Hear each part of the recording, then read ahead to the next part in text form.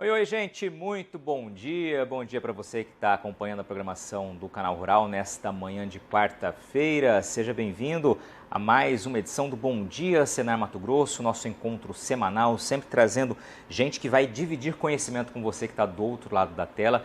E certamente, a gente gosta de frisar isso aqui toda semana, certamente as informações que passam por aqui, elas podem te ajudar a fazer diferente, né? Podem ajudar a fazer a diferença na sua atividade rural, na sua propriedade, no seu negócio. Então, sempre é legal poder contar com essa sua companhia constante aqui conosco e que essa informação seja sempre repassada para você, seja bem aproveitada por você e, claro, por todos aqueles que nos acompanham, que nos assistem. Hoje o nosso tema é produção orgânica. A gente vai desmistificar alguns pontos, né, que dizem respeito às dificuldades que muita gente acredita que existam, né, para adentrar a produção, ou seja, para produzir de fato o produto orgânico. Mas quem vai trazer as informações para a gente é a Juliana Aparecida Dias, que é engenheira agrônoma e, claro, instrutora credenciada junto ao Senar Mato Grosso. Está aqui conosco mais uma vez. Seja bem-vinda. Bom dia. Obrigada. Bom dia, Luiz. Bom dia a todos. Hoje está aqui o título, né? Técnicas de produção na agricultura orgânica. Quem está nos acompanhando vai perceber o que, Juliana, com a apresentação de hoje? É importante saber, conhecer esse mundo dos orgânicos, as práticas, né, que são exigidas, o que é permitido, não permitido dentro da agricultura orgânica. É claro, incentivar o produtor também a entrar no mercado, né? Pois é, muita gente já fica com o pé atrás quando fala, vamos partir para a produção orgânica, porque realmente entende que existem aí muitas regras, né? Mas aqui a gente vai entender na sua apresentação de hoje que, apesar de existirem essas regras, elas abrem também um leque de possibilidades, ou seja, você pode adequar a sua produção ao que a norma traz ali, buscando o caminho menos difícil, vamos dizer assim. Sim, com certeza. Podemos ir para frente, então vamos lá. Então vamos lá conhecer um pouquinho, né, que a agricultura orgânica, ela faz parte de diversos movimentos e processos que adotam os princípios básicos agroecológicos. Então, dentro de uma agricultura orgânica, eu posso ter várias formas de se fazer agricultura. Eu coloquei ali um exemplo, nós temos a agricultura ecológica, agricultura biodinâmica, permacultura, agricultura natural, agricultura biológica e entre outros como agroflorestais, né? Mas todas elas têm o princípio básico agroecológico e fazem parte, né? Elas trabalham com a Lei Federal 10.831, de 23 de dezembro de 2003. Essa lei é do MAPA, né, do Ministério de Agricultura, Pecuária e Abastecimento. E essa lei ela veio para impulsionar o mercado dos orgânicos, né? Através dessa lei, o produtor pôde conhecer quais são os regimentos, o que ele precisa correr atrás para adequar a sua unidade produtiva, que é a sua propriedade, em uma agricultura orgânica. Primeiro passo, então, tomar conhecimento do que diz a lei. Muito importante conhecer básico, né? a lei. Perfeito. Tá? Para nós termos um produto orgânico, é claro, se o produtor ele quer trabalhar com a agricultura orgânica, ele vai comercializar, ele vai vender seu produto como orgânico. Para definir um produto como orgânico, a gente define como um produto que ele veio de origem de um sistema orgânico, ou seja, o ambiente que ele foi produzido tem todos os princípios, né, ligados à Lei Federal 10.831, cumprindo os princípios agroecológicos. Então, ele tem que ter um sistema orgânico. Ele também pode ser oriundo de um processo extrativista sustentável. Então, o produtor tem essa opção também de trabalhar o extrativismo, né, e que não seja prejudicial ao ecossistema local. Okay? Perfeito. E aí vem aquelas vantagens que você já prepara aqui no próximo slide, né? Sim. As vantagens de produzir produto orgânico. E uma coisa bem interessante é que às vezes quando a gente fala de produto orgânico, as pessoas têm ideia daquele produto totalmente com uma aparência feia, né? Que não é muito desenvolvido. Nem sempre. A gente tem aqui produtos orgânicos de alta qualidade, né? Classificação dentro do mercado. Perfeito. Tem várias vantagens ao produtor optar, né? Para trabalhar com uma produção orgânica. É claro, o produtor ele vai pensar na rentabilidade e a rentabilidade é muito boa porque o preço do orgânico ele realmente é mais elevado do que o produto convencional. Então, o produtor vai sair em vantagem em relação aos preços. Nós vamos ter um alimento de qualidade, seguro, livre de resíduos, livre de agrotóxicos. Hoje a gente tem um público que tem muito interesse pelos alimentos mais saudáveis. Um público também que pretende conservar o meio ambiente. Então, com certeza você vai optar por um produtor que conserva o meio ambiente, conserva o solo, a água. O aumento da fertilidade do solo ao longo prazo, que conforme ele vai trabalhar com a agricultura orgânica, ele vai melhorando também a qualidade daquele solo e vai trazendo um equilíbrio dentro da propriedade, entre a agricultura, a pecuária e mais sustentabilidade na propriedade. Perfeito. O primeiro passo, você disse, então, é de fato conhecer o que diz a lei. Agora vamos para o primeiro passo prático, né? Depois de tomar conhecimento da lei, o que é preciso fazer? Muito bem.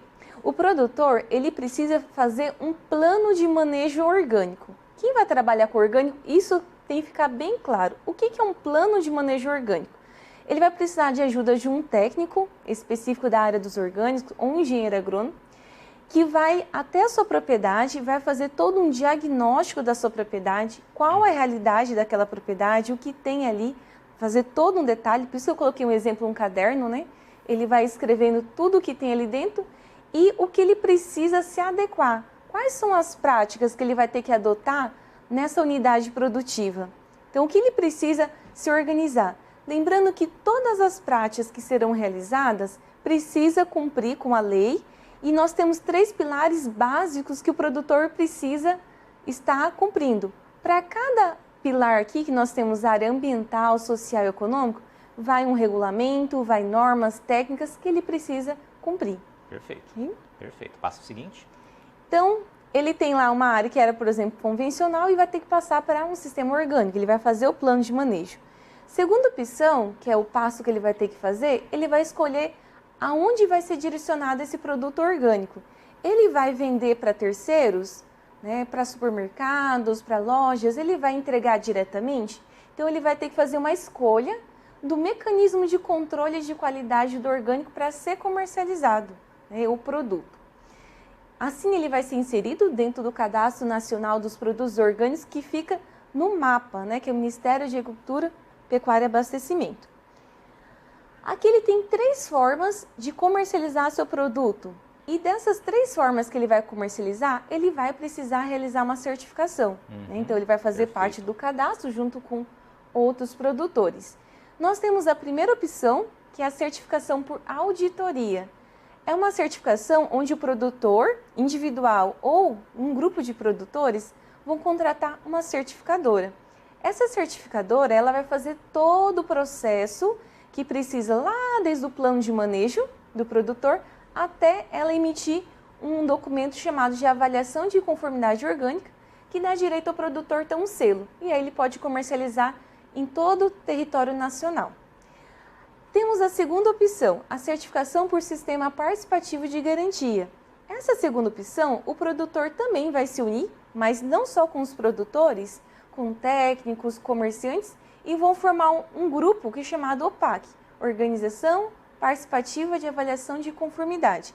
É como se fosse uma certificadora, eles agem do mesmo processo, também entregando ao produtor um selo. Também pode comercializar a nível nacional.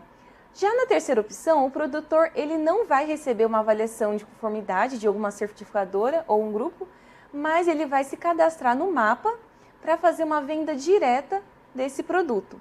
Então, ele vai entregar diretamente ao consumidor. O produtor vai à casa domiciliar, uma feira. Mesmo assim, ele tem que cumprir o plano de manejo. Perfeito. Então, aqui já é um ponto muito importante, né? Eu quero definir de que maneira eu vou comercializar esse produto. Se eu vou comercializar presencialmente sempre, eu posso optar pelo controle social na venda direta, que provavelmente vai ser mais simples, né, o procedimento. Agora, se eu quiser vender esse produto, comercializar esse produto sem estar presente, ou seja, amplamente, né, em vários pontos de distribuição, vou ter que passar pela certificação numa das 2 opções. A Juliana futuramente vai voltar aqui para falar com a gente sobre esse tema especificamente, porque é um tema bastante amplo, então ela vai trazer para a gente lá na frente mais informações sobre isso. Vamos seguir para a gente partir para o fim desse primeiro bloco, Juliana? Vamos começar falando então sobre as técnicas de produção. Tudo bem. O produtor, ao optar pelo plano de manejo que ele vai iniciar junto com o técnico, ele já vai começar a adequar essa propriedade. O que ele precisa começar? Então, começando com a conservação do solo, importantíssimo. Vai mudar as práticas que ele fazia. Se ele removia muito solo, com frequência ele já vai diminuir, vai trocar para um plantio direto, por exemplo. Vai aumentar a matéria orgânica no solo com o uso de compostos naturais, eu coloquei ali um exemplo de um biofertilizante, ele pode estar utilizando também a consorciação desse solo, várias práticas que ajudem a conservar esse solo. Então, temos aqui outras opções, continuando no solo, a adoção de rotação de culturas, né? Então, a gente entra com uma cultura, retira, vem novamente com outra para beneficiar esse solo. Ali, eu estou dando um exemplo que além de fazer rotação de cultura, nós podemos utilizar a adubação verde, que também pode entrar dentro da rotação de cultura. Plantas leguminosas, né? São ricas em nitrogênio. Temos a opção também do uso da palhada na proteção do solo, fazendo com que o solo diminua, né, na perda de nutrientes, como o potássio no solo. E também ganha umidade, sempre ganha umidade, né? né? Importantíssimo, aumenta a matéria orgânica. Vamos fazer uma breve pausa aqui, Juliana. Daqui a pouquinho a gente volta. A gente está ao vivo aqui de Cuiabá. Esse é o Bom Dia, Senar Mato Grosso. Hoje falando sobre técnicas de produção orgânica. Continue com a gente. Rapidinho a gente está de volta aqui de Cuiabá.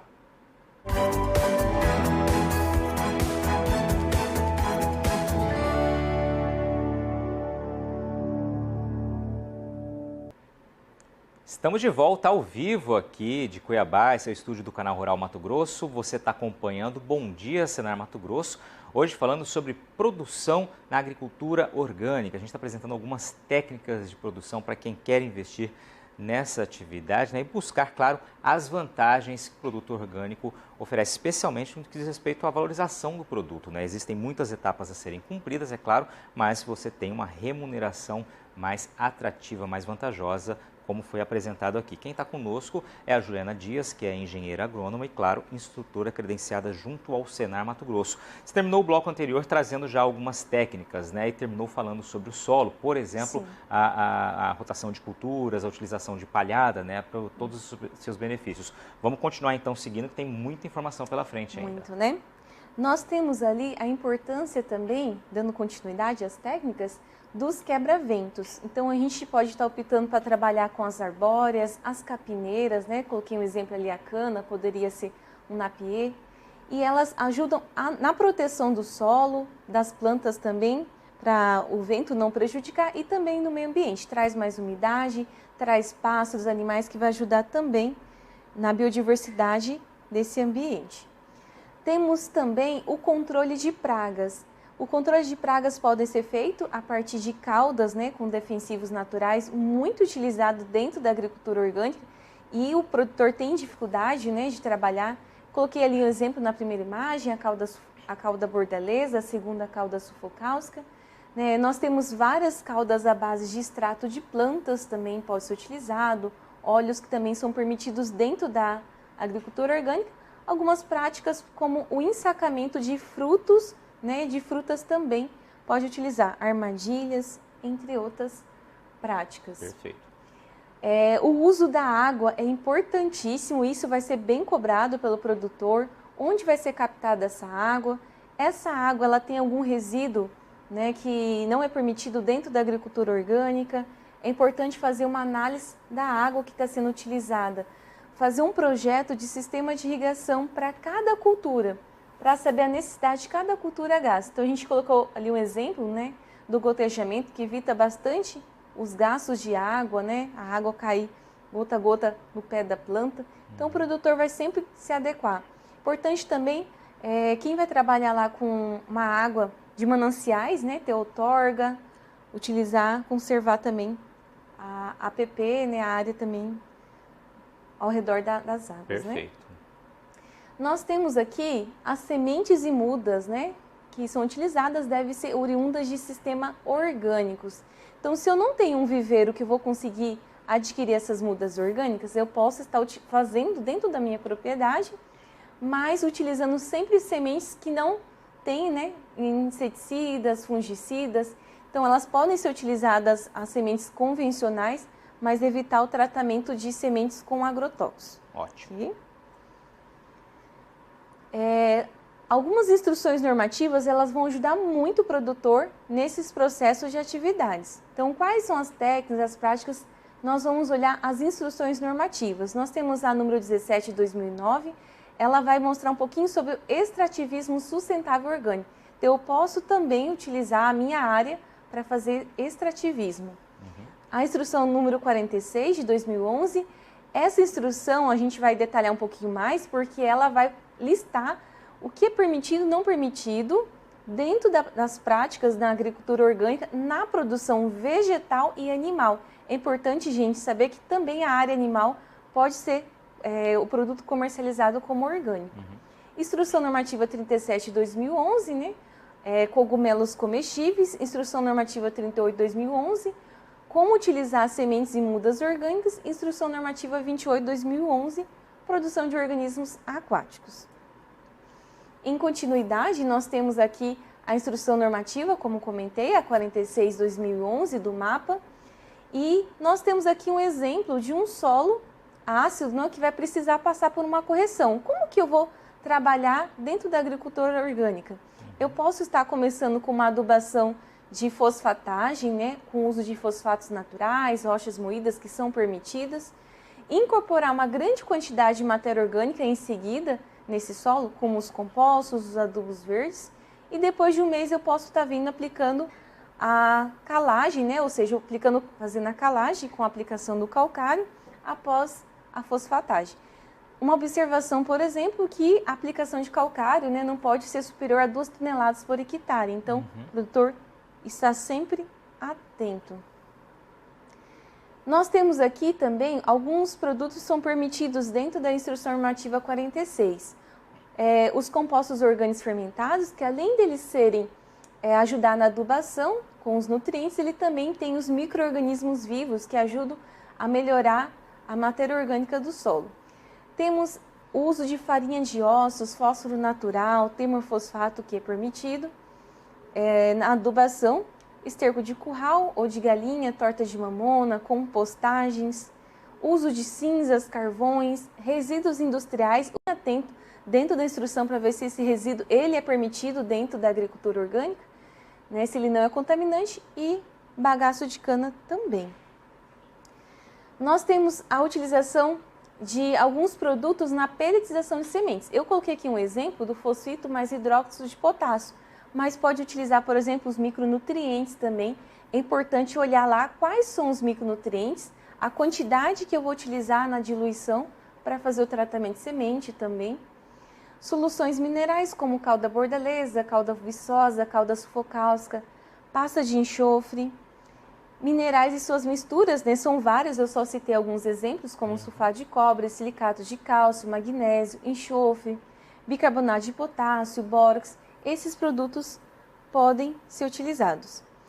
É importante o produtor observar, eu coloquei alguns exemplos aqui, que dentro da instrução normativa vai estar lá o produto e as condições adicionais que o produtor vai ter que observar. Por exemplo, você citou, voltando aqui um pouquinho, a questão da calagem, né? Não ultrapassar 2 toneladas por hectare. Né? Então, assim, é importante. Cada um dos pontos vai ter ali uma recomendação ali em grande parte deles, né? Tem que estar atento às observações do produtor. Então, vou colocar lá, sulfato de alumínio, pode utilizar? Pode, né? Nós temos ali uma solução em concentração máxima de 1%, então fica atento. Uso de algas marinhas, farinhas, extratos de algas, posso utilizar também no plantio, no cultivo? Pode, desde que o proveniente de extração legal, sem tratamento químico, ácido acético, desde que o produto formulado tenha concentração máxima de 8%. São só algumas observações, né, que o produtor tem que estar atento. E uma dica bem legal, que dentro do mapa, que é o site, a gente tem uma opção lá, orgânicos, nós entramos e tem umas fichas agroecológicas com todas as caudas que a gente vai utilizar para controle fitossanitário, para adubação. Se o produtor quer fazer um biofertilizante, nós temos ali muitos exemplos com todas as receitas e o que é permitido e não permitido dentro daquele produto, daquela solução ali. É essencial você trazer essa informação, dentro do Juliana, site do mapa. porque está disponível a informação, né? Realmente, se quer investir na produção orgânica, busca toda a informação possível e o Ministério da Agricultura, sem sombra de dúvidas, né, tem todas essas informações ao alcance, ao clique, né, como a gente costuma dizer. Vamos lá, o que não é permitido, importantíssimo aqui. O que não é permitido também está dentro da Instrução Normativa 46. Olha que interessante, que a gente tem ali também essas informações. Não permite o uso de agrotóxicos sintéticos, medicamentos químicos, hormônios sintéticos, transgênicos. Então, eu não posso utilizar sementes modificadas, né? Restringe a utilização de fertilizante mineral solúvel. Por exemplo, ureia, né? A gente não pode estar utilizando dentro do cultivo, né, orgânico. Então, ficar bem atento às observações também. E aqui nós temos, né, uma informaçãozinha simples para o produtor, que ele vai precisar, durante um tempo, se adequar a tudo isso. Então, ele vai ter o plano de manejo, mas para ele colocar tudo isso em ação, ele vai demorar um tempo para aqueles trabalhadores da propriedade se adequarem, se capacitarem para realizar isso. Nós temos também os treinamentos do Senar, que ajuda muito, incentiva o produtor a trabalhar várias técnicas orgânicas, e ele vai passar aquela unidade produtiva um período de conversão, que vai variar de acordo com a exploração, né, do produtor ali. Então, nós temos ali mínimo 1 ano, né, para culturas anuais, pastagens perenes, e mínimo 18 meses para culturas perenes. Quando você fala em conversão e coloca esse prazo que vem na instrução normativa, né, dentro das regras ali impostas pelo Ministério da Agricultura, significa que se eu comecei a converter minha propriedade hoje, eu não vou conseguir colocar em hipótese alguma meu produto antes desse prazo de 12 meses de conversão. Então já tem que saber que você está começando a produção pensando a médio prazo. A não ser que o produtor já trabalhava com todas essas práticas antes, mas geralmente não é bem assim, Perfeito, né? a gente está falando em conversão aqui. Conversão, ele vai realmente passar um tempo para se adequar. Juliana, muitíssimo obrigado pelas informações, né? Realmente é um tema bastante amplo, mas a Juliana trouxe aqui um resumo dessas orientações, dessas dicas aí que são fundamentais, né? Os passos corretos a serem seguidos, e reforçou bem, existem treinamentos do Senar Mato Grosso, né? Então busque essa informação, busque essa capacitação e, claro, as fontes oficiais para que você possa produzir conformidade com a lei. Obrigado pela sua participação aqui mais uma vez. Obrigada, Luiz. E obrigado a você que nos acompanhou nessa manhã de quarta-feira. Esse foi Bom Dia, Senar Mato Grosso. Um prazer poder contar com a sua audiência, a sua companhia. Uma excelente quarta-feira. Fiquem bem e até semana que vem, nesse mesmo horário aqui no Canal Rural.